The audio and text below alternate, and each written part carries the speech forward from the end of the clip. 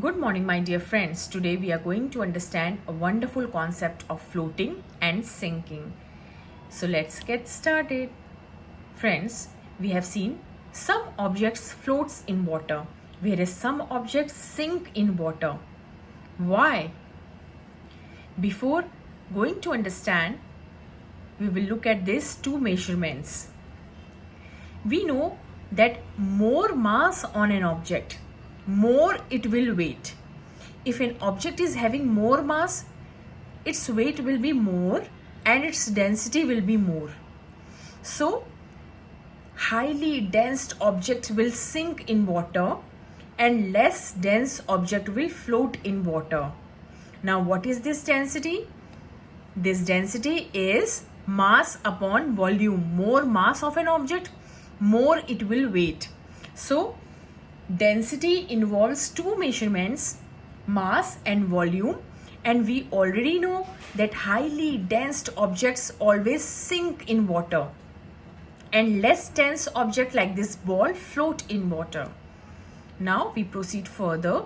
If we look at the three states of matter, that is solid, liquid and gas, we will find that the density of this solid state has higher density as compared to liquid as compared to gas.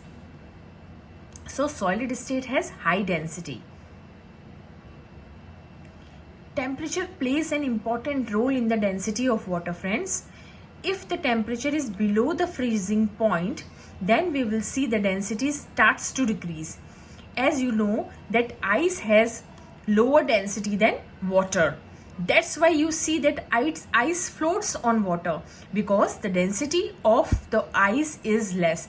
The molecules are free in ice as compared to water. And as the water reaches its boiling point, again the density decreases. So temperature is an important factor that alter density.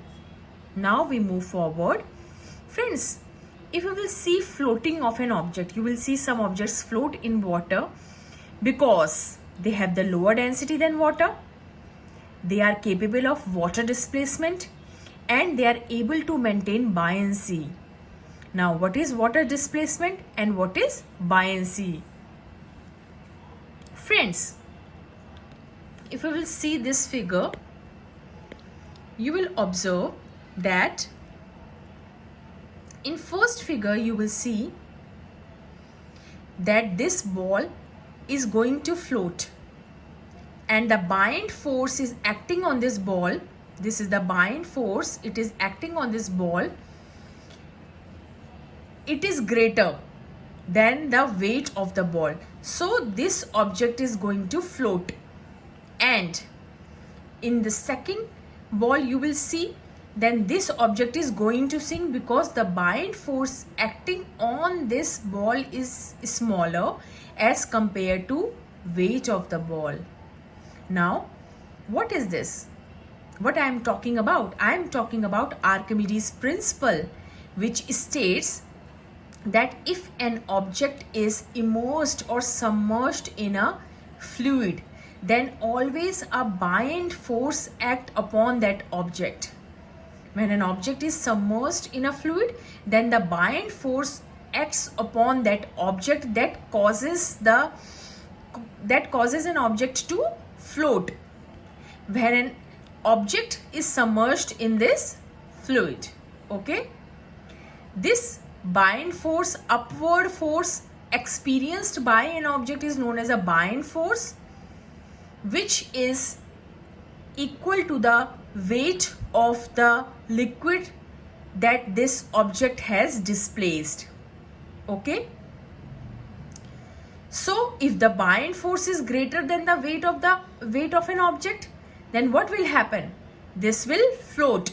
But if the buoyant force is less, and the weight of an object is more, then it will sink. It will definitely sink. This is an Archimedes principle. Okay, now hope you will able to understand this.